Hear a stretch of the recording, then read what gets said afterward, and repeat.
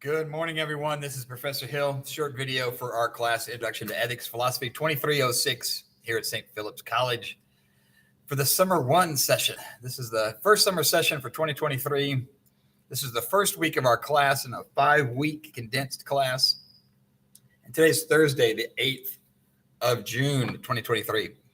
And today I am coming to you live from the Science and Math Summer Academy, which it turns out that St. Philip's College runs for middle schoolers during the summer.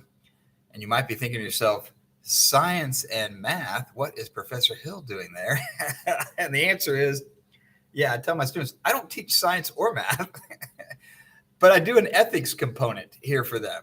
And so we talk about science and scientific thinking, critical thinking, but then also kind of the ethical framework in which human beings do science. And so it's been fascinating, and it's good for me to get out and stretch my legs a little bit here, because I don't normally teach middle schoolers, and it's a very different experience, as you can imagine.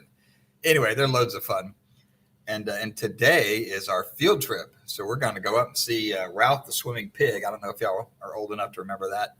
But seriously, San Marcos, Aquarina Springs, it's now part of Texas State University. And anyway, we're going to take them up there and go out on the glass bottom boats and do the whole thing. Anyway, so that's what I'm doing today. What you're doing today is last night you turned in the introduction and welcome, and we got familiar with how to do the whole enter your essay into the reply box in the discussion. Always the first thing you do at that page. After you've entered your essay in, then you can see the other ones, and you comment on at least 2, not 1, but 2. And that's what we'll be doing Sunday night with the first of the case studies. This is the Jenny Lake case study. It's extraordinarily complex and difficult. It does not have a happy ending. So let me, tell you that right up front. It's a difficult, terrible choice. And, but there's lots of things kicking around in here that I like to start off with: a healthcare case, a medical ethics case. And of course, that's going to fall under the concept of applied ethics, which gets introduced in chapter 1. Now, you don't have to pull over that particular concept. You can choose to pull over definitions or concepts that you think apply to this case. But wink, wink, nudge, nudge. That one does. So, yeah, it turns out applied ethics has to do with professional ethics, like in medicine or law, and in a defined area like what are the ethics that govern paramedics.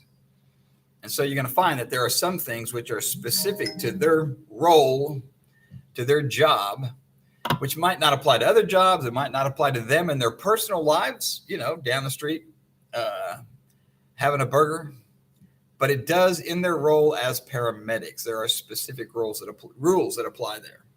That's the area, that's the field of applied ethics. So yes, definitely healthcare is going to apply. I've had a couple of questions about that yesterday and today. So anyway, that's what's happening. We are reading chapter 1, pulling those concepts into our discussion about the case study in Jenny Lake. Couple of quick things also about Jenny. Focus on who is the decision maker. Is it really Jenny? She's 17 years old. It helps that she's in agreement with her mom, but what if she and her mom disagreed? I also mentioned that I'm going to pull in another case to compare and contrast. I'm not going to do that this morning. I'm going to do it this afternoon once I get back from San Marcos with all the middle schoolers. But it's also a good way to kind of think through what's going on here, because there's a lot that's happening here. Our doctors have an obligation to do no harm and to take care of their patients. And you got to remember, who's the patient in this case.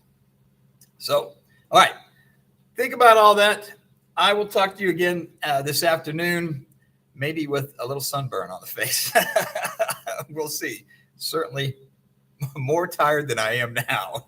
Anyway, take care of yourselves. I'll talk to y'all soon. Keep reading and writing. Bye.